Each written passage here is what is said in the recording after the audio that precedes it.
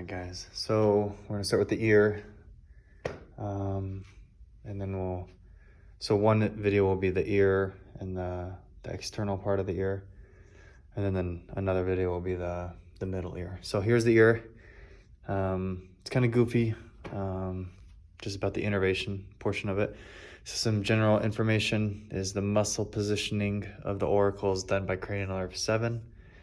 And that the lymph drains mainly into the parotid and then into the deep cervical. So here's the auricle. You're supposed to know pretty much the gist of all these structures. So the helix is the outside portion, antihelix would just be next to it.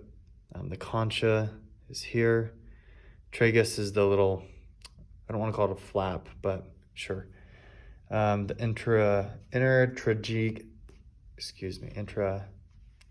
notch.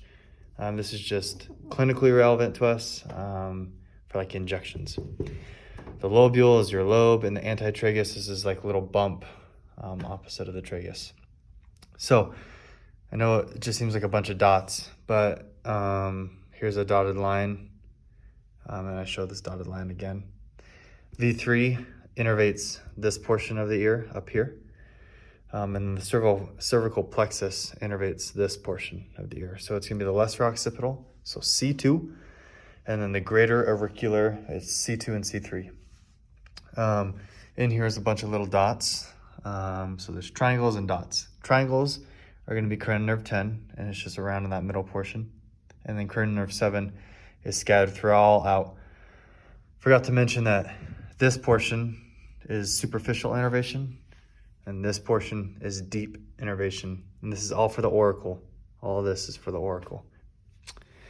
So we'll move into the external acoustic meatus. It's pretty much just the part in between the auricle and the middle ear. Wasn't a whole lot of information given about this other than it's about 1 inch long. The lateral 1/3 of it is cartilaginous, and the inner 2/3 or the medial portion is osseous. And that has ceruminous glands in it, which secretes earwax, helps keep out bugs and all that good stuff. The border between the external ear and middle ear is the tympanic membrane. And so let's go over innervation because that's kind of the goofy part of this whole thing. V3 mainly innervates the entire thing, except there's cranial nerve 7 and 10 mixed just out in this this lateral portion towards the auricle. And then the tympanic membrane, let's talk about that. So on the lateral side of the tympanic membrane, it's V3, innervated by V3. But on the medial side, on the middle ear side, it's innervated by 9. And you're going to find out that if you don't already know, the middle ear is innervated by 9. So it's split in half, and that's unique. So I'm sure it will show up on the exam. So the tympanic membrane separates the external and the middle ear, and there's really 3 layers to it.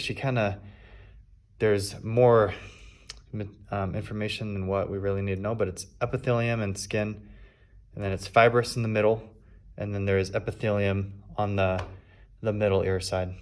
But yeah, that's all you really need to know for the ear.